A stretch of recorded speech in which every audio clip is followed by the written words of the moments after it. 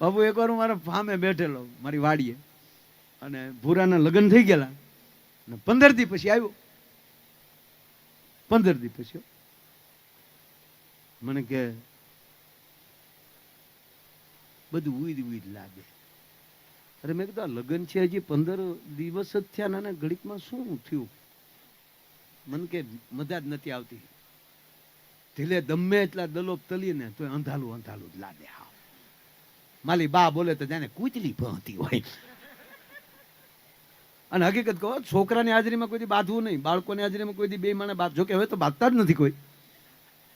હા, બાકી છોકરાની હાજરીમાં નહીં બાંધવાનું. બાકી અમુક સુધરેલા બાંધે ને બાપુ, જોવા જેવું. તમે ચાવ કૂતરા જેવા છો. ઓલો શું કે તું કૂતરી નહીં, તમે કૂતરા નહીં, તું કૂતરી. તા છોકરા બોલ્યા તો અમે ગલુડા ને તમારા. બાળકોની હાજરીમાં નહીં એવા ખતરા કરે. એટલે ગુગો આ ભૂરો હાવ માયાભાઈ હાવ ઉડી ઉડી લાગે. મારે બા બોલે તો ત્યારે કૂતરી ભરતી હોય, મારા બાપા બોલે ત્યારે ગધેલો ભૂગતો હોય. મેં તને થઈ હું ગયું છે શું? આટો ગયા. મૂળ એની પત્ની આટો ગયેલી, એના ઘરના વૈયા જતા ઉડ મીડું લાગવા. આનું નામ પ્રેમ કહેવાય સાહેબ. મને કે હવાલનો બસ સ્ટેન્ડ ઉભો હતો, એને આજ આવી જવાનું કીધું હતું. એ રૂતની બધી બસ જોઈ. આદું માના માયાભાઈ ન ઉતર્યું, આખો દી એકલી દોચ્યું જ ઉતર્યું, એકલું દોચ્યું. છેલ્લી બચે તો કંડક્ટરનો કાટલો પકડી લીધો. હાલા માના ઉતાર, હાલા માના, હું ખોખા ભલે ભલે ધોયલા આવો છો. કંડક્ટર મારી લીધો કે એ નો આવે એમાં અમે શું કરી. એટલે પછી કંતાલીને તમારી પાસે આવી ગયું. તો મેં કીધું કામ કરીને ફોન કર. એલા લે દો, એ તો ભૂલાઈ ગયું. આપણે ત્યાં મોબાઈલ તો છે ને, લગાડ્યો ફોન. ઓલી દીકરી એની મમ્મી પાસે બેઠી બેઠી રોટલી વણતી હતી. અને વચ્ચે વાત કહું બાપ, દીકરીના લગ્ન થઈ જાય અને 15 મહિને પછી એકવાર આટો આવે ને ત્યારે એકાંતમાં દીકરીની માં અને દીકરી બે બેઠા હોય, એ વાતો કરતા હોય ને ત્યારે આખા ઘરના સંસ્કારને ખબર પડી જાય. માં પૂછે માથે હાથ મૂકીને, કેમ છે બેટા બધું? માં બરાબર છે બધું. આપણે બંગલો છે ને એમ, અમારે ત્યાં ફ્લેટ છે. તારી જેવી જ મારે હેતાળી માં સાસુ છે, ભારુડા જેવા દેરિયા જેઠિયા છે. માં મારી ચિંતા ન કરતી. માએ આહુડા લુસ્તી લુસ્તી કે બસ બેટા ધ્યાન રાખજો, કોની દીકરી છો એ જોજે. બાકી અમુક તો હું 15 દીમાં હાવ હાઠીકા જેવી થઈને આવી. જાતા આવે નોખી ન થાતો મારા પેટની ને એ બ્રાન્ડ બગાડીમાં બ્રાન્ડ બગાડી.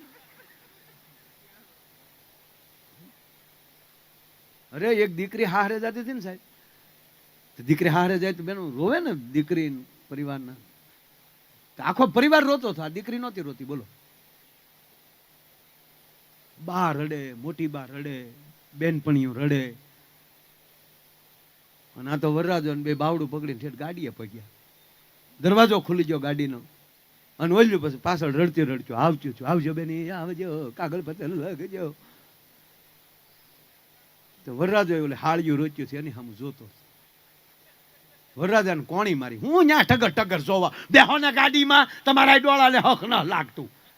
એમ કરીને પાછી ફરી, હું બીજું ગાંગરો છો, ખોટે ખોટ્યું રોવા બેઠ્યું.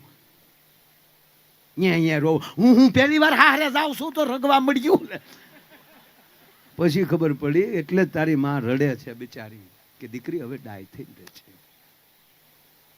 બધો આધાર છે આ દેશની દીકરી ઉપર. સંસ્કૃતિ અને રાષ્ટ્રનો આધાર સ્તંભ હોય તો આ દેશની માં છે. એ એવા સંતાનને જન્મ આપશે બાપુ. અને બાપુ આ શૈલેષ દાદાને બધાને ખબર છે, મહિનો મહિનો મૌન, અને મારો યજ્ઞ આખો શ્રાવણ મહિનો હોય. હમણાં બાપુ મને સપના બહુ આવે છે. અનેક ચેતનાઓ આકાશમાં ફરે છે.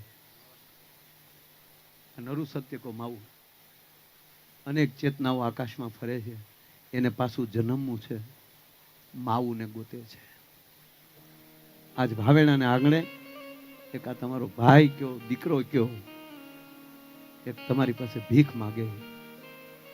જેની બેન દીકરી સારા દિવસો દેખાય, પછી એના સાસુ હોય કે પછી એના માં હોય, દીકરીને તેડી આવ્યા હોય, એનું 8 મહિના પૂજા કરજો એ દીકરીને અને કહેજો બેટા 8 મહિના મોબાઈલ મૂકી દે એક બાજુ અને લઈ લે ભાગવત હાથમાં, લઈ લે રામચરિત્ર માનસ હાથમાં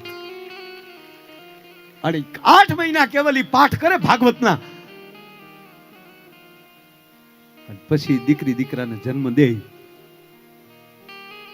અને કેવલ 8 મહિનાનું થાય પાછું, અને એની અંદર જો તમારે એના સંસ્કારના લક્ષણ ન દેખવા મળે તો માયો આયર જાહેરમાં કહે છે હું ગાવાનું બંધ કરી દઈશ. છે તો 16 મહિનાની વાત ને, ક્યાં યુગ વયો જવાની વાત છે? કરો ખતરો કોઈને વર્તમાનમાં કઈ હોય. આખું ઘર એવી પ્રાર્થના કરે 8 મહિના, હે કુળદેવી, હે ઈષ્ટદેવ, હે સદગુરુ ભગવાન, અમારી ઘરે પવિત્ર ચેતના ઉતારજો. એનું આવાહન કરો કે અમારી ઘરે દિવ્ય ચેતના પધારે જે રાષ્ટ્રનું કલ્યાણ કરે. જીજાબાઈએ આ કર્યું છે, જયવંતાબાઈએ આ કર્યું છે. ત્યારે રાણો પ્રતાપ મળે છે, જીજાબાઈ આ પ્રાર્થના કરે છે ત્યારે શિવોજી મળે છે. એવી અનેક ચેતનાઓ આકાશમાં ફરે છે. એ દોનો દંપતી લક્ષ્મી નારાયણ જેવું જીવન જીવવા મળે છે. એટલે કહું છું કે અતિ મૂલ્યવાન કોઈ જીવન હોય તો એ દાંપત્ય જીવન છે. આનાથી બીજું મૂલ્યવાન જીવન ન હોય શકે. બાકી હમણાં હોસ્પિટલમાં બાળક જન્મ્યું તો જન્મતા આવે બાપુ નકર તો જે વસ્તુ રડે તો જ સારું લાગે. બાળકને આ ડોક્ટર બધા જે બેઠા એને ઊંધું રાખીને ગરમ પાણી નાખીને થપથપાવે, કફ કાઢે. હા, આની ઉપર મને લાગ્યો જીવનનો પહેલો પીરિયડ છે સ્વચ્છતા અભિયાન. અંદર અને બહાર સ્વચ્છ રહ્યો. બાપુ વાસરુને જન્મ આપે, ગાય તો જીભે જીભે સ્વચ્છ કરે છે, પીડ્યું નથી રહેવા દેતું. આપણું અંદર અને બાહ્ય જીવન એ સ્વચ્છ બની જાય. બીજાની માટે કઈક સારા વિચારો માંગવાનું મન થઈ જાય. કોકનું દુઃખ અહીંયા કાળજામાં લાગી જાય. અને 18 વરણ જ્ઞાતિ જાતિના ભેદ મૂકી દે, પક્ષપાત મૂકી દે. હમણાં મને કે વાત કરી સાહેબ, અમે બેઠા હતા અને એક બહુ મોટા પત્રકાર બેઠેલા, બરોબર ને કે અને અમે ઉપલેટાની ચોકડીએ બેઠેલા, ગધેથર બાપુને ત્યાં પ્રોગ્રામમાં ગયેલા. બાપુના ખૂબ આશીર્વાદ લીધા. રાતે વાસુદેવ બાપુ હતા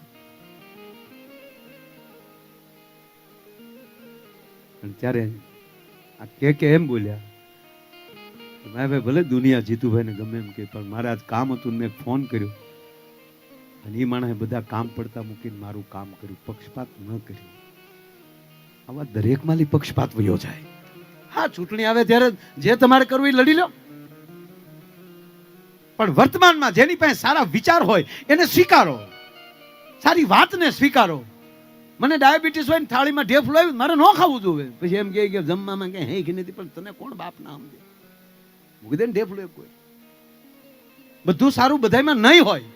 માયા આયર એટલો પ્રોગ્રામ કરે, બધા સારા પ્રોગ્રામ નહીં હોય, કોઈને નહીં ગમ્યા હોય, પણ ક્યારેક ક્યાંક સારું બોલાવી દે. બાપુ જોક્સ ને એ તો અમારું માધ્યમ એક હોય છે, પણ એખાદી વાત અમારી બેન દીકરી લઈ જશે ને અને એમાંથી કોઈ એમ કે ભાઈ કન્યો જન્મ છે ને, તેથી અમારા જાગરણ પૂરા થશે. મારા વરરાજાને રાજા શું કામ બનાવવામાં આવે? વરરાજાને ઘોડા ઉપર શું કામ બેસાડવામાં આવે?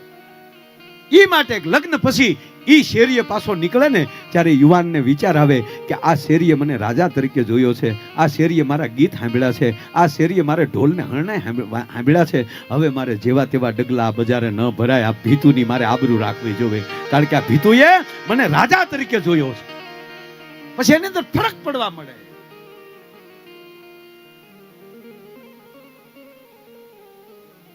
ઉત્તમ આવા સપના આવે છે, દિવ્ય ચેતનાઓ આકાશમાં ફરે છે. ઘરેથી તો ચાલુ કરવું જ પડે. આ સમય મેં કીધું એમ ઉર્જાવાન થઈ રહ્યો છે. કોઈનો કાર્યક્રમ મોળો નથી જાતો, કોઈનો મઢ મોળો નથી, કોઈનો થડો મોળો નથી, કોઈ ગામમાં મંદિર મોળું નથી. ઘટે છે વિચાર.